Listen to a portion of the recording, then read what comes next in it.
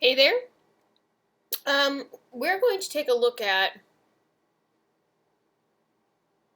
uh, Uinta Brewing Company, um, 801 Small Batch Pilsner. So this is out of Salt Lake City, brewed with renewable power by wind and solar. Um,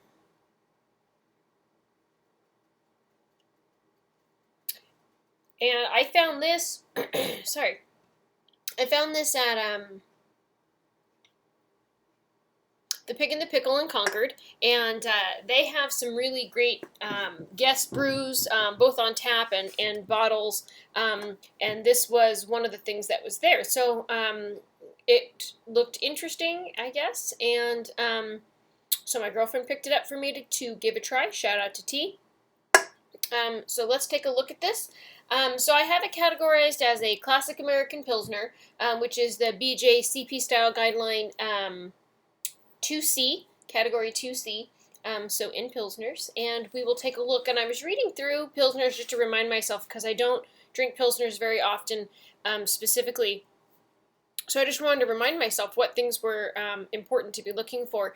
And I was reading the description and I thought, this sounds so much like a lager. So I went and read lager, and it is, in fact, so much like a lager. We're expecting a lot of corn flavor, and sweetness from that, unless it's a rice adjunct. So there's a lot of corn adjuncts in Pilsners, and so they have a lot of similarities. I think the difference really lies in mouthfeel and the heaviness of a Pilsner. Pilsner is a little bit heavier flavor and mouthfeel than we would be expecting out of a lager. So I think Pilsners are a good crossover beer for people who are Pilsners are good crossover beers for people who like lagers. There we go. So let's give this a shot.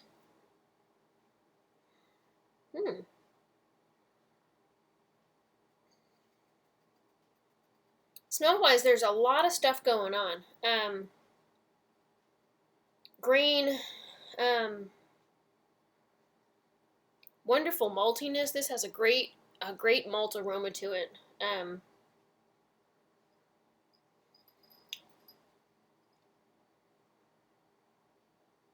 I don't necessarily get a lot of hops out of it. Sweetness. So this is actually, I guess you can't necessarily see from your perspective, a little hazy. Yeah, I guess so. So it's, which is a little surprising to me actually, and this particular style is usually incredibly clear, and so that's interesting. So this, it even says bright clarity for the style, but this is a little hazy, so that's interesting. But my guess is that they didn't filter as much, or maybe they yeah, I don't know. I don't even know. I don't know much about them. But anyway, point there. It poured with a pretty good head. It's got a nice, beautiful gold color to it. It's lovely otherwise. Let's get into flavor.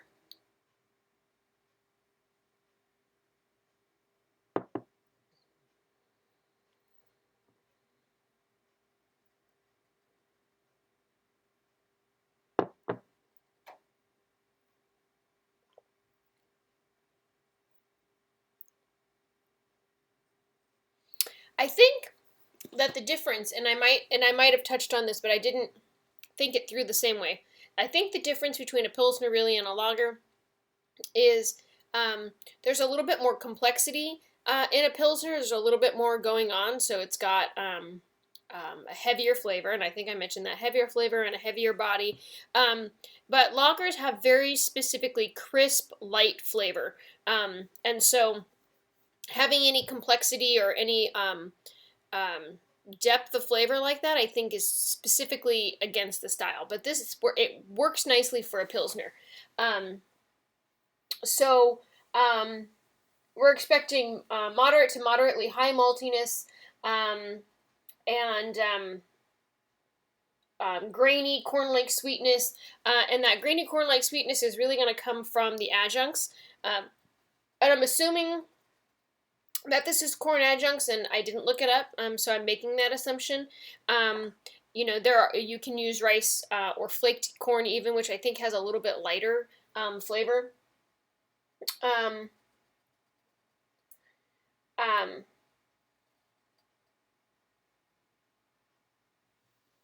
this is very enjoyable, actually. And it was 105 out here today. I think 105 where I live, but luckily I avoided that. I left early and came home late. But it was hot in the Bay Area, so really any cold beer is probably welcome at this point. But mouthfeel wise, this is like a nice, rich, creamy, velvety beer, and it's got good carbonation, but not crisp or bitey at all. And that whole experience of the complexity and depth of flavor and the mouthfeel really come together to make a very drinkable beer. And probably more so in this particular beer with the haziness, I'm assuming either from yeast or not from filtering as much. There's going to be a little bit more depth of flavor and a little bit more sensation out of this. So very well done. I actually think this is very good. It's very refreshing.